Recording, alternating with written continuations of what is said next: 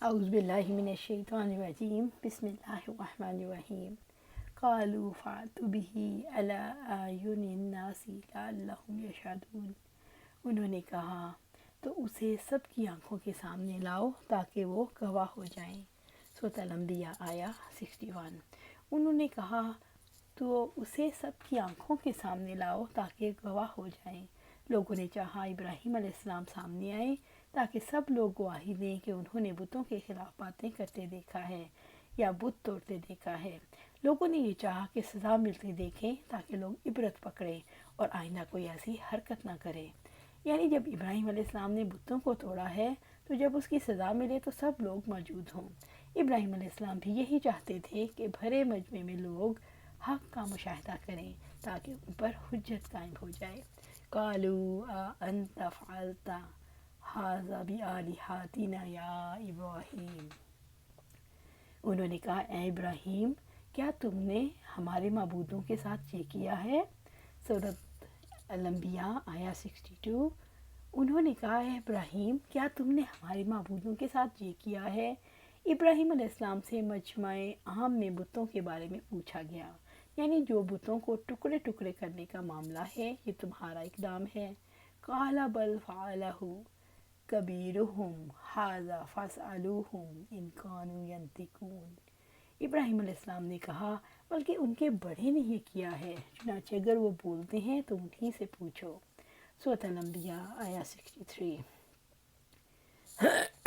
قالا ابراہیم علیہ السلام نے پورے مجمع کے سامنے جواب دیا بل فعلہ کبیرہم ھذا، بلکہ ان کے بڑے نے یہ کیا ہے، یعنی بڑے بت نے ناراض ہو کر ان کو توڑا ہے، کیونکہ جب بڑے کی عبادت ہوتی تھی تو چھوٹے بتوں کی بھی عبادت کی جاتی تھی اور بڑا چاہتا تھا کہ صرف اس کی عبادت ہو۔ ابراہیم علیہ السلام نے اس کے ذریعے حجت قائم کی۔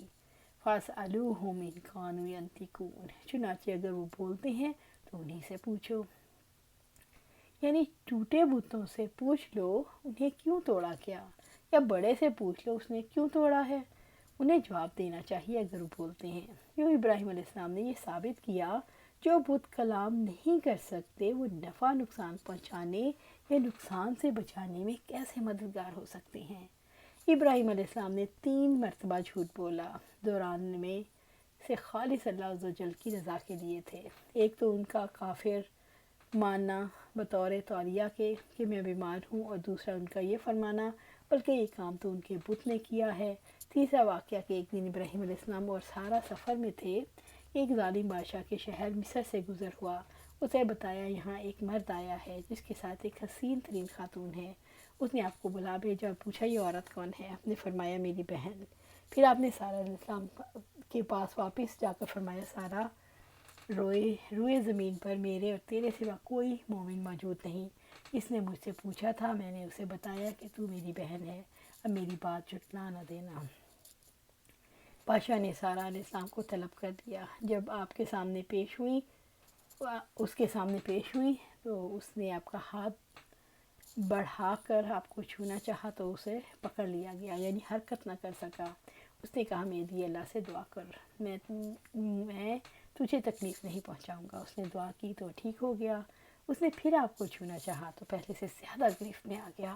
اس نے پھر کہا میرے لیے اللہ سے دعا کیجئے، میں آپ کو تنگ نہیں کروں گا۔ آپ نے دعا کی تو ٹھیک ہو گیا۔ تب اس نے ایک دربان کو بلا کر کہا تم میرے پاس کوئی انسان نہیں لائے، تم تو کوئی جن پکڑ لائے ہو۔ اس نے ان کی خدمت کے لیے حاجر علیہ السلام کو پیش کر دیا۔ جب سارہ علیہ السلام واپس آئیں تو ابراہیم علیہ السلام کھڑے نماز پڑھ رہے تھے۔ انہوں نے اشارے سے پوچھا کیا ہوا؟ سارہ علیہ السلام نے فرمایا اللہ نے کافر کی سازش کو ناکام کر دیا اور خدمت کے لیے حاجر علیہ السلام دے دی۔ فرجعوا الی انفسہم وقالوا انکم انتم الظالمون، تو وہ اپنے دلوں کی جانب مائل ہوئے سو انہوں نے کہا یقیناً تم ہی ظالم ہو۔ فرجعوا الی انفسہم وقالوا انکم انتم ظالمون، سورۃ الانبیاء آیا 64۔ فرجعوا الی انفسہم، تو اپنے دلوں کی جانب مائل ہوئے۔ ابراہیم علیہ السلام کی بات پر لوگوں کی آنکھیں کھل گئیں۔ انہوں نے پہلی مرتبہ محسوس کیا کہ بت پرستی ان کا ظلم ہے اور ان کا موقف کمزور ہے۔ وقالوا انکم انتم الظالمون، سو انہوں نے کہا یقیناً تم ہی ظالم ہو۔ لوگوں نے اس لیے ایک دوسرے کو ظالم کہا کہ جو نقصان پہنچانے والے کا ہاتھ نہیں روک سکتے وہ عبادت کے مستحق کیسے ہو سکتے ہیں؟ ہو سکتا ہے انہوں نے معبودوں کی حفاظت نہ کرنے پر ایک دوسرے کو ظالم کہا ہو۔ تو ابراہیم علیہ السلام کا مقصد پورا ہو گیا اور لوگوں نے اعتراف کر لیا کہ ان کا فعل کفر اور ظلم ہے۔ اس طرح ان پر حجت قائم ہو گئی۔ ثم نكسوا على رؤوسهم لقد علمت ما هؤلاء ينطقون، پھر وہ اپنے سروں پر الٹے کر دیے گئے، بلا شبہ یقیناً تمہیں معلوم ہی ہے کہ یہ بولتے نہیں۔ سورۃ الانبیاء آیا 65۔ ثم نكسوا على رؤوسهم، پھر وہ اپنے سروں پر الٹے کر دیے گئے، یعنی انہوں نے حق کا اعتراف کرنے کے بعد باطل کا اقرار کیا، پھر ان کی عقل اندھی ہو گئی، ان کی ہمت پلٹ گئی۔ اس سے مراد ضمیر کی طرف پلٹ جانا ہے۔ اس کا مطلب یہ بھی ہو سکتا ہے کہ اپنے غور و فکر کو چھوڑ کر بے عقلی کی طرف لوٹ گئے۔ لقد علمت ما هؤلاء ينطقون، بلا شبہ یقیناً تمہیں معلوم ہی ہے یہ بولتے نہیں۔ انہوں نے کہا ابراہیم علیہ السلام تم تو جانتے ہو بت بولتے نہیں، ہم ان سے کیسے سوال کر سکتے ہیں؟